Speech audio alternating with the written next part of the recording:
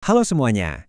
Kali ini kita akan kupas tuntas sebuah peta jalan yang dipakai para perawat untuk mendampingi pasien dalam salah satu perjalanan paling berat dalam hidup mereka, yaitu pemulihan pasca amputasi. Ini bukan cuma soal prosedur medis loh, tapi sebuah proses yang penuh strategi dan tentunya empati. Jadi pertanyaannya kan gimana sih caranya perawat memastikan nggak ada satu langkah pun yang kelewat?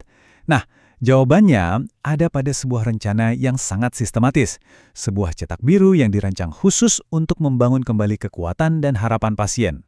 Ini dia 5 langkah yang jadi kerangka raja kita, mulai dari pengkajian, lalu diagnosa, intervensi, implementasi, dan diakhiri dengan evaluasi. Masing-masing tahap ini jadi fondasi buat tahap berikutnya, jadi perawatannya dijamin menyeluruh. Oke, kita mulai dari yang pertama, fase pengkajian. Di tahap ini, perawat itu perannya mirip detektif.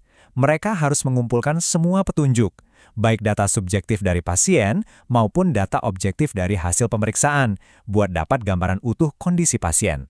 Ini bukan sekedar tanya jawab biasa loh, ini adalah proses mendengarkan cerita pasien. Apa keluhan utamanya? Gimana ceritanya sampai harus diamputasi? Dan yang penting banget, apa ada riwayat penyakit lain seperti diabetes? Kenapa ini krusial? Karena kondisi seperti diabetes itu sangat mempengaruhi kecepatan penyembuhan luka.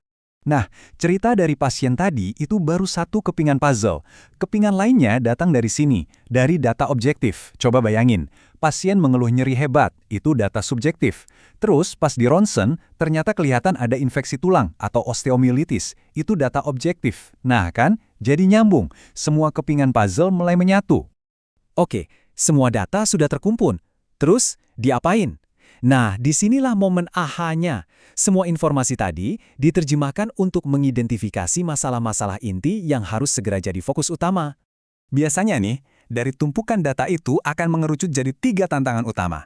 Pertama, nyeri akut pasca operasi. Kedua, gangguan mobilitas fisik karena perubahan bentuk tubuh. Dan ketiga, risiko gangguan integritas kulit atau jaringan pada area luka. 3 hal ini langsung jadi prioritas. Nah, kalau masalahnya sudah jelas, saatnya kita susun rencana aksi.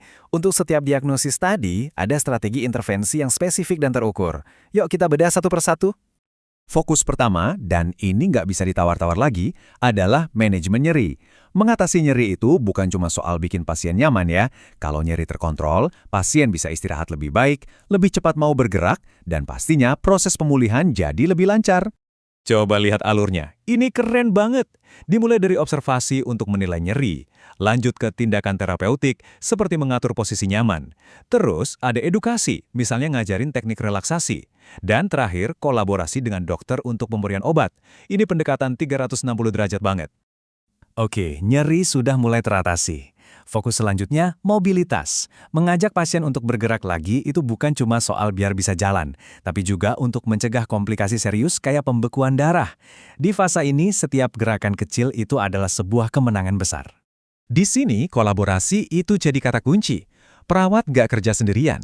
Mereka akan membantu pasien dengan latihan-latihan dasar sambil bekerja sama dengan fisioterapis untuk menyusun program rehabilitasi yang lebih komprehensif.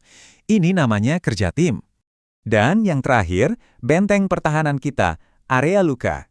Menjaga luka operasi tetap bersih dan bebas infeksi itu jadi faktor penentu. Ini yang membedakan antara pemulihan yang mulus dengan komplikasi yang bisa berbahaya. Nah, yang menarik di sini adalah poin edukasi.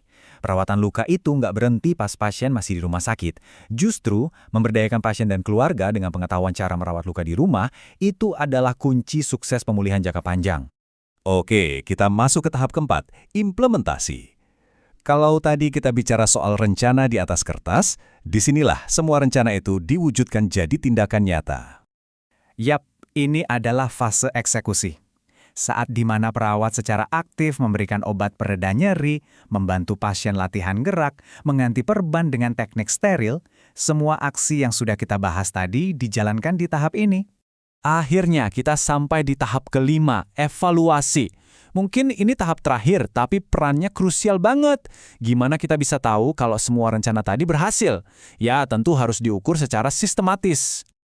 Penting untuk diingat, evaluasi ini bukan cuma laporan di akhir. Ini adalah proses yang berjalan terus-menerus. Apakah nyerinya berkurang? Apa lukanya menunjukkan tanda-tanda penyembuhan? Rencana perawatan harus bisa beradaptasi dengan kondisi pasien yang dinamis. Nah, untuk melakukan evaluasi yang terstruktur, ada metode yang sangat populer. Namanya SUP. S untuk subjektif, apa kata pasien.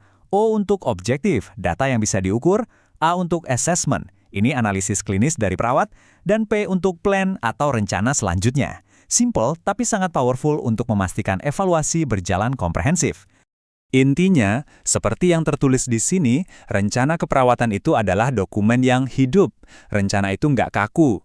Kalau ada intervensi yang dirasa kurang efektif, ya harus dimodifikasi. Kalau berhasil, dilanjutkan. Fleksibilitas itu kuncinya.